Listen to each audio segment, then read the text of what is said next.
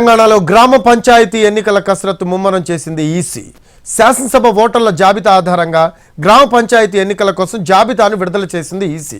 దీని ప్రకారం రాష్ట్రంలోని గ్రామీణ ప్రాంతాల్లో పురుషుల కంటే మహిళా ఓటర్ల సంఖ్య ఎక్కువగా ఉంది. రాష్ట్రంలో మొత్తం 1,67,33,584 మంది గ్రామీణ ఓటర్లుండగా వారిలో 85,28,573 మంది మహిళలు, 82,04,518 మంది పురుషులున్నారు. ఇక 493 మంది ఇతరులు ఉన్నారు. మొత్తం 538 గ్రామీణ మండలాల్లో 12,867 గ్రామ పంచాయతీలు, 1,13,722 వార్డులు ఉన్నట్లు ఎన్నికల సంఘం వెల్లడించింది. అత్యధికంగా నల్గొండ జిల్లాలో 10,42,545 మంది ఓటర్లుండగా అత్యల్పంగా మేడ్చల్, మల్కాజ్గిరి జిల్లాలో 64,397 మంది మాత్రమే గ్రామీణ ఓటర్లున్నారు.